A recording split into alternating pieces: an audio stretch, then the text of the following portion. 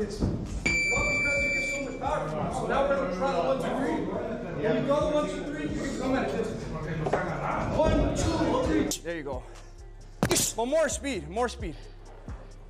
There you go. See, because you already have heavy hands. Ryan Garcia is in camp with David Benavidez, and Ryan is targeting a bigger grab, calling out Terence Crawford. He said, "I am skillful enough to knock out Bud." Look, so do a little bit like this. Let's just do one jab. Dip in and then step into it. Ah! So you're kind of like let's say like. Not set. Like let's say you got a knife and you're trying to.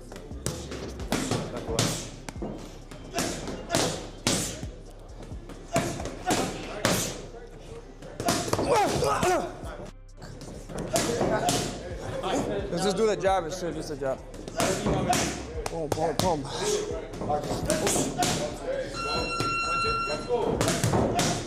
Upon Ryan's overconfidence and belief that he will beat Bud, Crawford didn't hold back. He made it clear where he stands and who he thinks should be stepping in.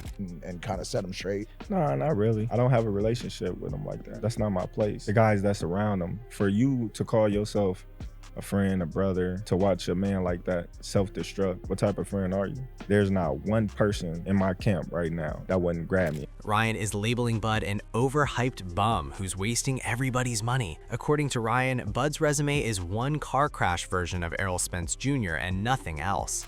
You're wasting everybody. Overhyped bum, bro. I'm looking at the camera right now.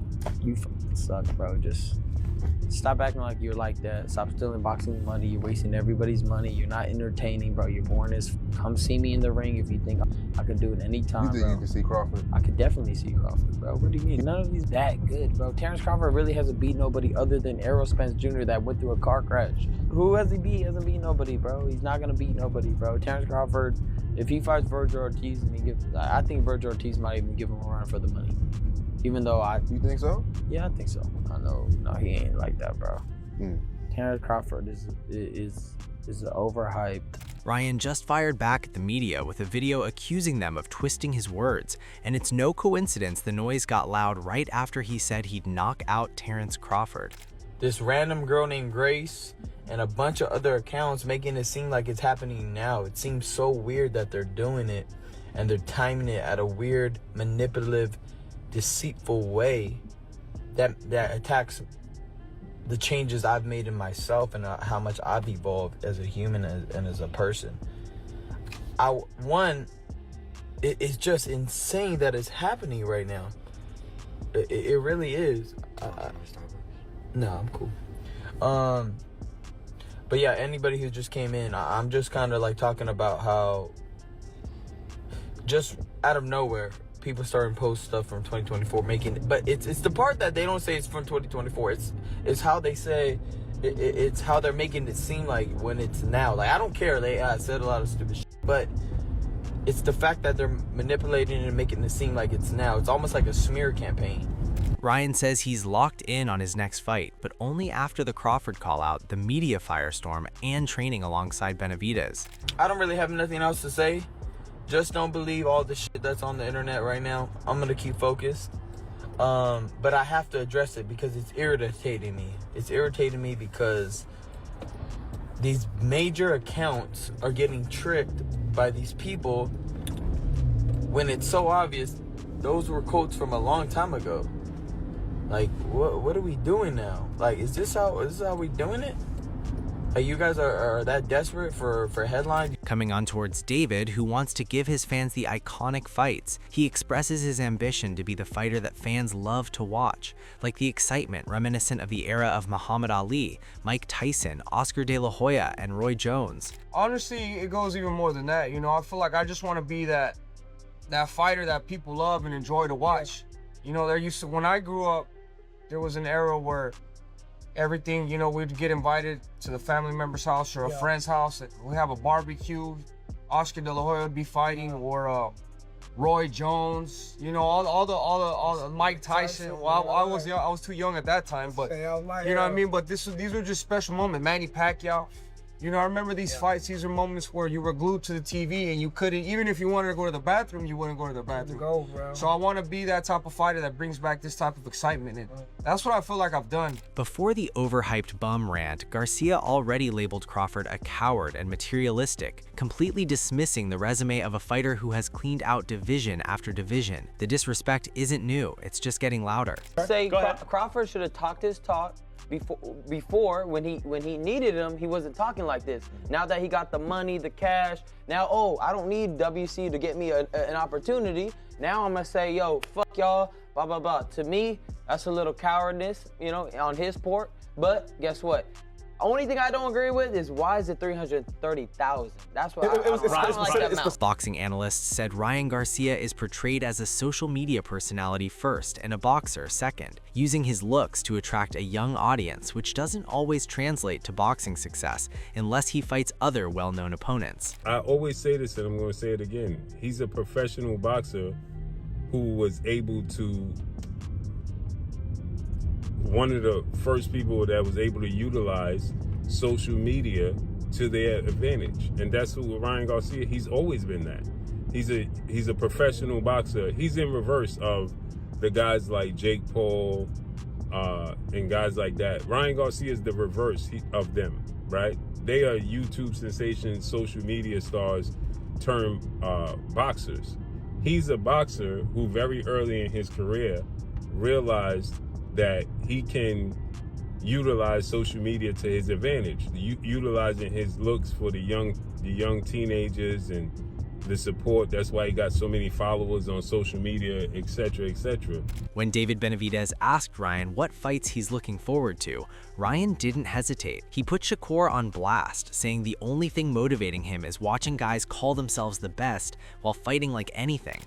Bro, I really wanted to fight Shakur bad. I just don't like those people that think they're like, you're not the best, bro. You're not even showing that you're that like that in the ring. Like, it's one thing to win a fight, it's another thing to show, all right, I'm like that. Yeah. And he's out here saying, oh, I'm the best. Like, bro, you're not the best fighter, bro. There's a lot of guys that are monsters, bro. You're not a monster. But I feel like if you're like a puppy. If he thinks he's the best and he's already willing to go up to 144, just go up 3 more pounds. You know what I mean? It's the same shit. You're not gonna struggle. Fuck. Exactly. You eating. Yeah. Meanwhile, boxing analyst Showbiz is calling both Ryan and Shakur out as liars. He said Shakur wants to play the honesty card and label Ryan a liar over the weight negotiations, but he's been just as misleading about how those talks actually went down. Shakur Stevenson is my guy. That's my brother. Ryan Garcia, he's my guy. That's my brother.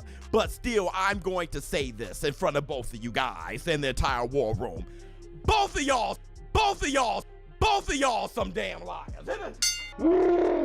Listen, bro, it is rich for Shakur Stevenson to call Ryan Garcia a liar, which he did when he lied too. Y'all both some damn liars, and that's the black. His final verdict is that both are capping. The back and forth, the callouts, the receipts, it's all drama designed to keep fans hooked. Showbiz believes the fight does happen eventually, but right now it's more about buzz than business. Who's next over there and all that stuff, where he's going to remain at 140. So this is how I feel about this situation.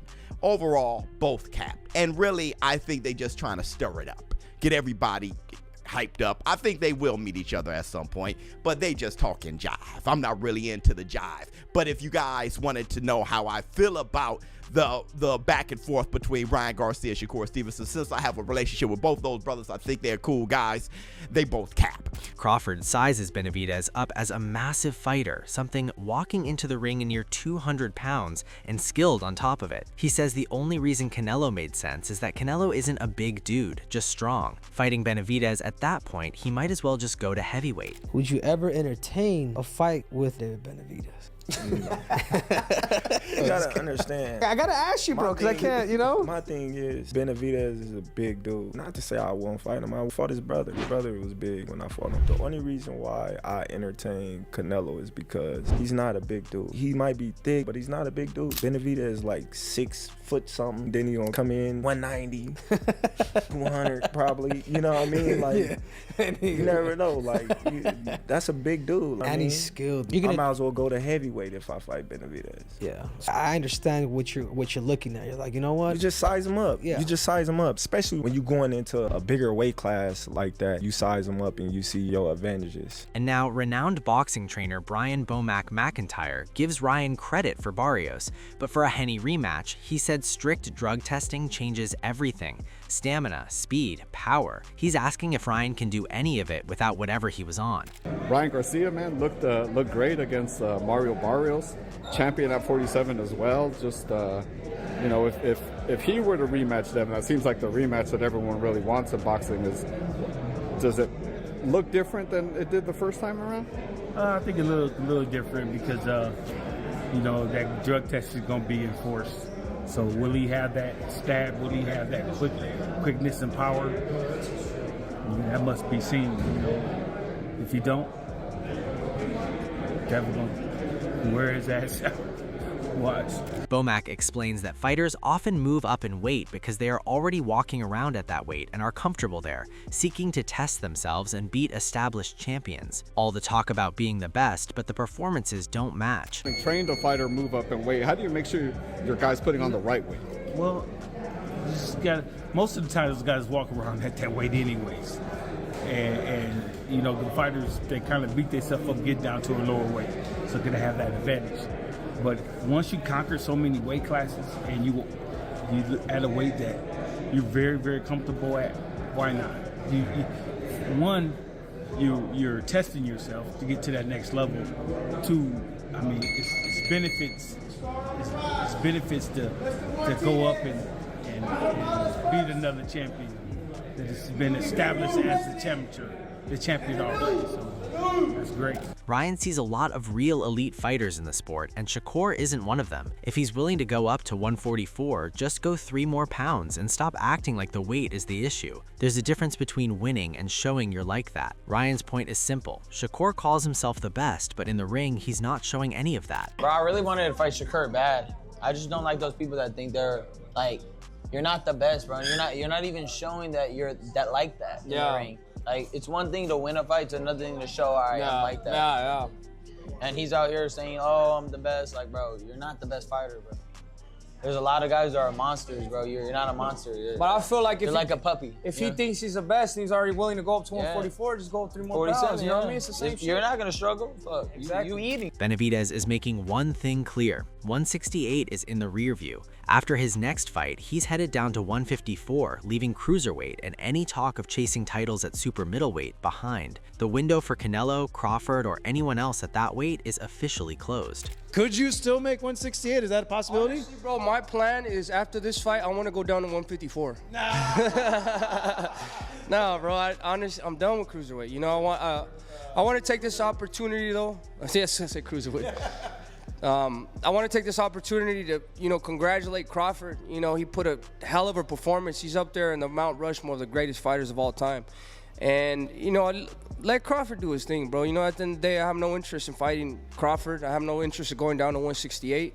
I mean, yeah, it's nice that it would be dope winning all titles, but I'm way past that at 168. You know, I've found the only reason. As for Bud, Benavidez has nothing but respect. He's giving Crawford his flowers, calling him one of the greatest, but there's no interest in a fight. He's not dodging, he's just done with that chopper. Let Bud do his thing, Benavidez is moving on. I wouldn't even go down to 168 for Canelo, and I'm just being real with you, you know, and let Crawford do his thing, let him have his, let him, I want to give his flowers, man, because he's a great fighter, man. There's no other fighter that's coming up from 147 to beat a type of fighter like Canelo at 168, you know, and Crawford, you know, he's one of the greatest of all time. So, you know, I have no interest in going down to 168. I'm not saying that I'm scared of Crawford or whatever, you know, but Crawford's a man at 168. That's his weight class. I'm done with 168. Terence Crawford didn't waste a second entertaining Ryan Garcia's noise. He swatted the call-out aside like it was nothing, leaving Ryan with no choice but to pivot back toward a Haney rematch. Bud made it clear the conversation doesn't include him, and the only fight worth talking about for Garcia is the one he still hasn't fully answered for. When the top dog ignores you, the hype suddenly has to find somewhere else to land. What are your thoughts on Haney versus Ryan? How do you see that fight playing out? I think it's a great fight. Both of them know each other very well. They've been in the ring with each other a lot of times. I think both of them young, hungry, and know what to do to beat each other. But I give Devin the edge. I think Devin is more polished. I think he's more well-rounded. And I think the longer the rounds go, the more he's gonna go towards them. The contrast couldn't be starker. Ryan Garcia just recently wrapped a world title around his waist, but the path there has been littered with red flags, testing positive for banned substances, missing weight, and a resume that owes more to the star power of his opponents than any sustained dominance. Meanwhile, Terence Crawford has spent over a decade systematically clearing out weight classes, stacking titles, and proving his greatness inside the ropes. Terence Crawford dominates all his fights. No controversy. It's not even worth going into Ryan Garcia's lack of accomplishments. The dude has 27 fights in his career and only been a world champion for the first time in his career at 28 years old. Has been tested positive for a banned substance, suspended, and fined. Miss weight. I mean, how exciting is Ryan Garcia? He dropped Mario Barrios in his fight, right? He didn't knock out Mario Barrios.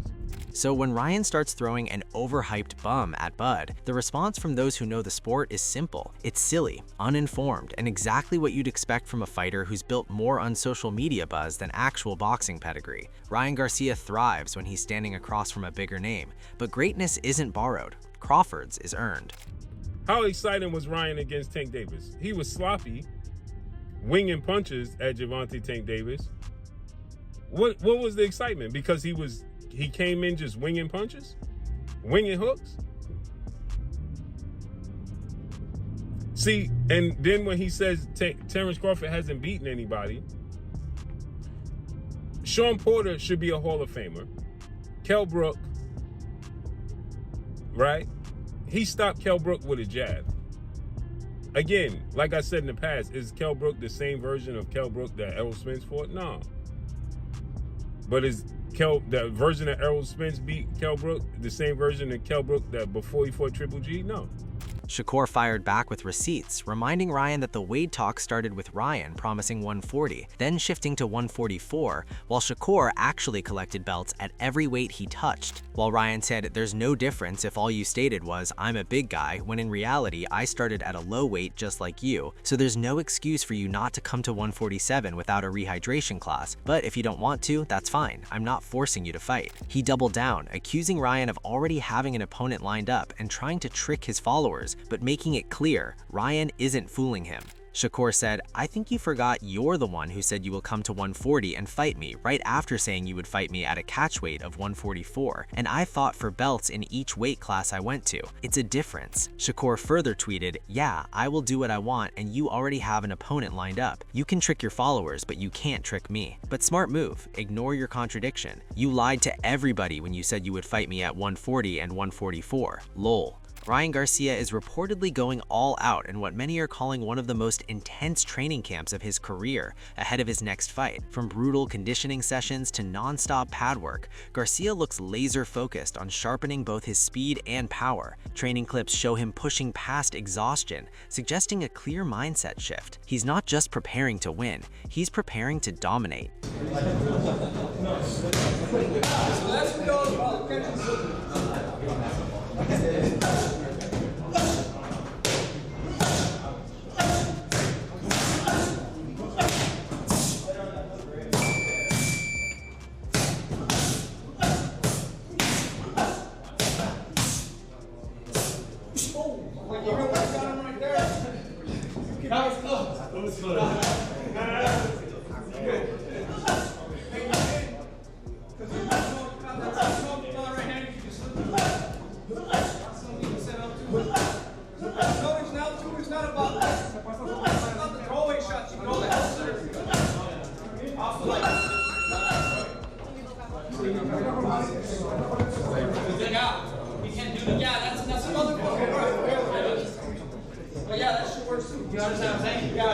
Sometimes it's hard to put them down, even though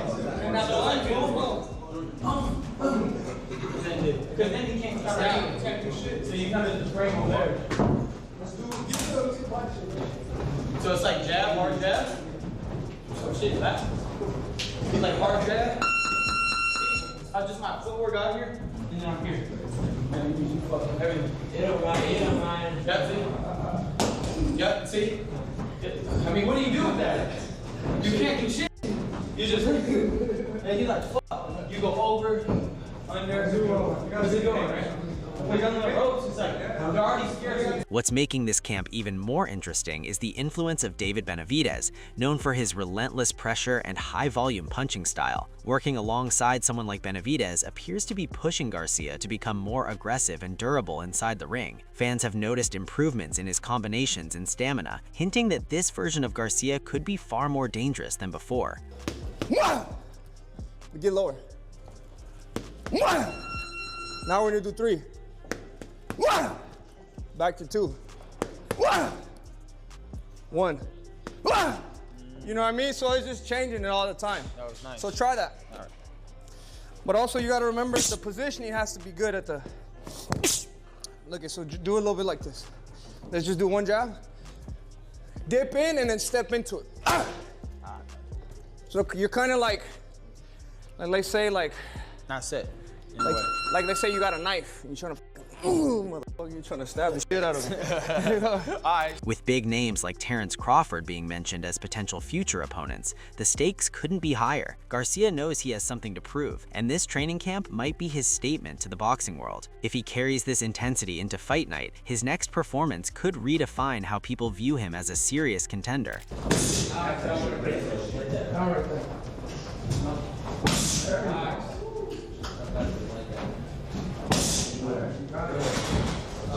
That's fine. What you gotta do? You gotta find eyes from the eye. And when you're at least have the blue rest.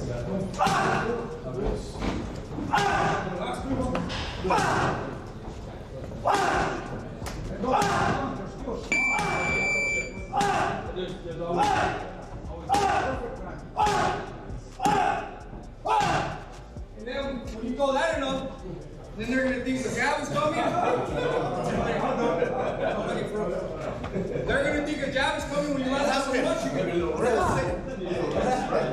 That's basically saying that. Be careful, my chamber. Take that shit up.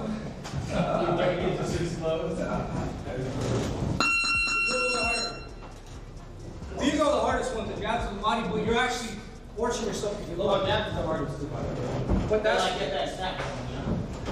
So like every time you throw, look at me, right? Look at my back. I'm pointing, you ready to sing it? I'm going up. I'm going up. You're springing out. Push you out, basically.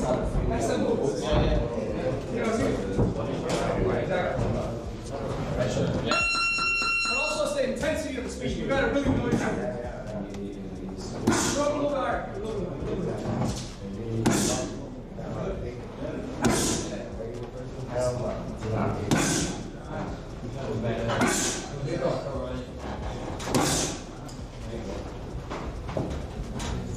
Also, if you want to touch it too to measure, that always helps. Yeah. Because sometimes we can't find the rhythm up top, so now we got to touch it to see what's happening. Go ahead. This side. Next side. Appreciate it.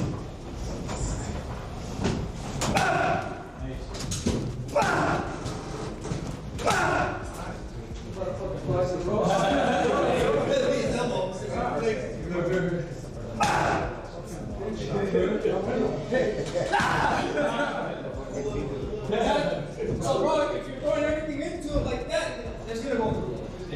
Either they block it. Most of the time, if they block it, it's gonna go through the fucking. Sometimes you don't want to throw the jab here. No, right? That's my favorite thing to do. To cover it up. So this is what the elbows will do to align it. Yeah.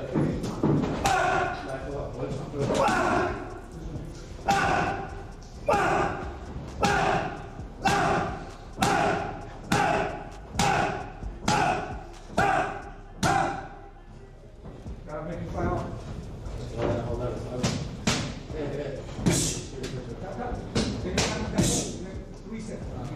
Just go rest. That's how it's supposed to be. Like, pass out and do it again.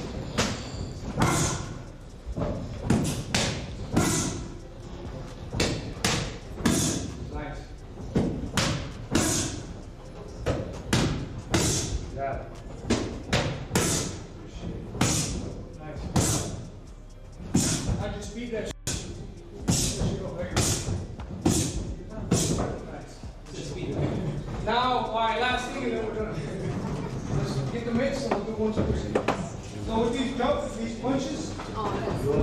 Ryan Garcia recently stirred the boxing world by calling out pound-for-pound king Terence Crawford, a move that shocked fans and analysts alike. Many questioned whether Garcia is truly ready for that level of competition, but now things just got more interesting. Garcia has been seen training with David Benavidez, one of the most aggressive and relentless fighters in the sport. Known for his pressure, power, and elite conditioning, Benavidez could bring a completely different edge to Garcia's style. So the big question is Garcia leveling up for Crawford or preparing for someone else? Let's break it down. Is training with Benavidez a sign that Garcia is serious about stepping into elite competition? And realistically, how would Garcia match up against someone like Crawford right now? Because let's be honest, Crawford isn't just another opponent. He's a technician, a finisher, and arguably the most complete fighter in boxing today. Drop your thoughts in the comments. If you enjoyed this breakdown, make sure to like the video, subscribe to the channel, and turn on notifications so you don't miss any future boxing updates.